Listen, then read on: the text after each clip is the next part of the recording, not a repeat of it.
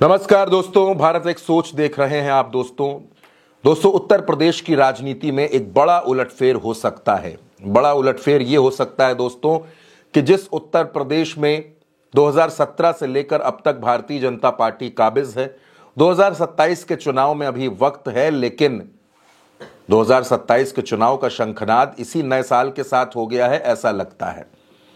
15 जनवरी को मायावती का जन्मदिन था। अपने जन्मदिन के मौके पर मायावती एक कार्यक्रम का आयोजन करती हैं। तमाम नेता वहां मौजूद रहते हैं, प्रेस के लोग रहते हैं, आकाश आनंद साथ में दिखाई देते हैं, सतीश चंद्र मिश्रा नजर आते हैं, लेकिन एक नया चेहरा मायावती के साथ नजर आता है, आकाश आनंद के साथ नजर आता है। यह नया चेहरा कौन है? दरअसल ये ईशान आनंद है दोस्तों। ये मायावती के दूसरे भतीजे हैं, छोटे भतीजे हैं। आकाश आनंद के छोटे भाई हैं, आकाश आनंद से 3 साल छोटे हैं। और कहा यह जा रहा है कि मायावती ने अब ईशान को भी राजनीति में लॉन्च करने का फैसला कर लिया है। ईशान के बारे में तमाम तरह की बातें हो रही हैं दोस्तों, लेकिन दरअसल मायावती की स्ट्रैटेजी को, मायावती के प्लान को समझना बेहद जरूरी है। उत्तर प्रदेश में मायावती का जो दलित वोट बैंक है वो लगातार कमजोर हो रहा है, लगातार वो मायावती का साथ छोड़ रहा है। ऐसे में मायावती को लगता है कि अब एक बार फिर नए सिरे से बहुजन समाज पार्टी को खड़ा करने की जरूरत है। अपने जन्मदिन के मौके पर मायावती ने यह भी कहा कि 2027 में उत्तर प्रदेश में बहुजन समाज पार्टी की सरकार बनेगी, क्योंकि लोगों का विश्वास बसपा के साथ है और 2007 से लेकर 2012 तक के कार्यकाल को उत्तर प्रदेश की जनता कभी भूल नहीं सकती, किस तरह से कानून का राज स्थापित किया गया था। दरअसल मायावती जिस तरह से चंद्रशेखर की एंट्री उत्तर प्रदेश में हुई, चंद्रशेखर ने नगीना में चुनाव जीता और लगातार उनकी पार्टी आजाद समाज पार्टी पूरे देश में अपने पैर जमाने की कोशिश कर रही है। और खास तौर पर चंद्रशेखर इस बात के भी संकेत दे रहे हैं कि उत्तर प्रदेश में उनकी पार्टी विधानसभा का चुनाव लड़ेगी, तो जाहिर सी बात है कि मायावती भी अब बहुजन समाज पार्टी को नए सिरे से मजबूत करना चाहती हैं।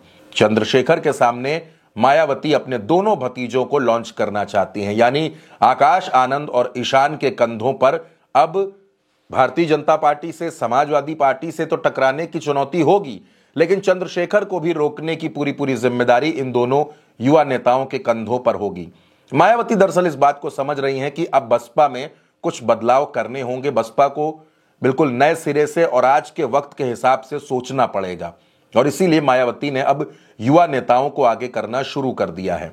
हाल ही में अगर आप देखें तो मायावती ने आकाश आनंद को दिल्ली विधानसभा चुनाव की जिम्मेदारी दी है। आकाश आनंद इन दिनों दिल्ली में सक्रिय हैं, दिल्ली विधानसभा चुनाव में मेहनत कर रहे हैं, और इसके बाद मायावती का जो अगला सबसे बड़ा टारगेट है वो उत्तर प्रदेश का है। और मायावती उत्तर प्रदेश में आकाश आनंद और ईशान को आगे करके दरअसल उत्तर प्रदेश के युवाओं को बसपा से जोड़ना चाहती हैं।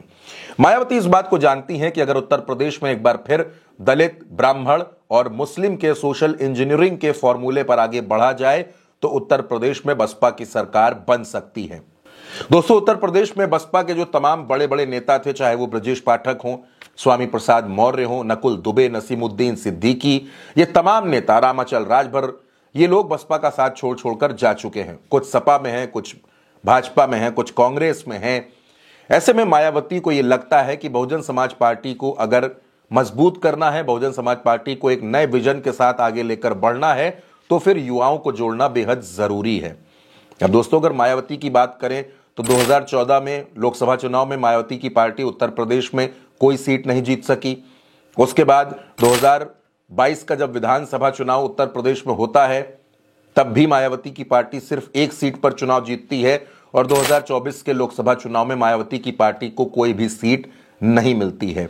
और इसी वजह से मायावती ने अब यह सोचा है कि बहुजन समाज पार्टी, जो उत्तर प्रदेश की प्रमुख विपक्षी पार्टी है, उसको मजबूत करना है, जिलों के संगठन को फिर से खड़ा करना है और लोगों को बसपा से जोड़ना है, महिलाओं को, युवाओं को, किसानों को, वकीलों को, छात्रों को, हर किसी वर्ग को साथ लेकर चलना है। तो ऐसे में मायावती का चेहरा तो है ही दोस्तों, लेकिन अगर युवा नेताओं को आगे किया जाएगा तो वो नए तरीके से सोचेंगे, टेक्नोलॉजी के साथ सोचेंगे, सोशल मीडिया को ध्यान में रखकर सोचेंगे, और इन तमाम तरीकों से बहुजन समाज पार्टी को मजबूत किया जा सकता है। इसी वजह से मायावती ने अब आकाश आनंद के बाद ईशान को भी आगे बड़ी जिम्मेदारी देने का फैसला कर लिया है। अब आकाश आनंद के भाई ईशान की बड़ी जिम्मेदारी क्या होगी, बसपा उनको कौन सी जिम्मेदारी देगी, ये भी देखने वाली बात होगी। लेकिन उत्तर प्रदेश का चुनाव हर मायने में दिलचस्प होता जा रहा है। चंद्रशेखर के सामने दो भाइयों की जोड़ी क्या कुछ कमाल कर पाएगी, ये भी देखने वाली बात होगी। फिलहाल इस खबर में मेरे साथ इतना ही।